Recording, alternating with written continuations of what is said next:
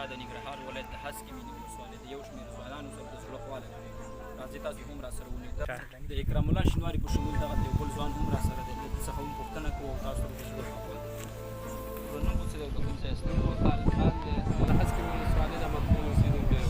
ډېره مننه خیر اوسئ. روجان اوس فلحال په څه کار بوخت یې؟ څه کوئ په هسکې مینې ولسوالۍ کې؟ مکتب دې ویلی یا نه دی ویلی؟ څه فلان لري؟ بلا مکتب مو ویلی 12 صنف څخه فارغ یم او بس پلان خو دا لري چې لوړې زده کړې هغه مشکلات ډېر دي.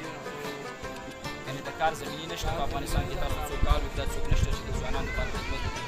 اما تاسو 12 ټولګي څخه فارغ یاستئ تاسو ته چې د څوک نشته تاسو لپاره د لوړو زده کړو زمینه برابره کړي یا تاسو زده کړې وکړي.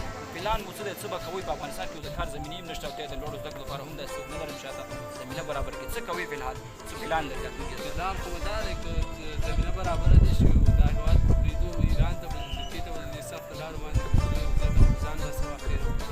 اما شته حکومت داسې څه نه کوي چې تاسو لپاره د کار زمینې برابرې کړي یا هم پوهنتون یا لوړې زده کړې وکړي یا تاسو د هېواد راتلونکي یاستئ ستاسو نه ډېر ځوانان دي چې بېکاره دي. اما شته حکومت تاسو ته څه نه کوي چې د کار زمینې برابرې کړي یا هم د پوهنتون یا بل کاروبار چې په شته افغانستان کې تاسو کار واخیستل شي. حکومت ته څه خیلې لري؟ وروستۍ هیلې مو حکومت ته څه چې ستاسو لپاره باید څه وکړي؟ آیا خپل نظام کې هم ځای نه درکوي؟ دې په اړه کار کوئ؟ فلم دا هیلې ولا ډېرې هیلې لرو خو چې پوره یې کړو. بل حکومت کې هغې کې ځای راکړي ورسره وظیفه هم ورسره کوو پوهنتون هم دې زمینه هم راته برابره کړي پوهنتون هم ورسره یو پوه شئ.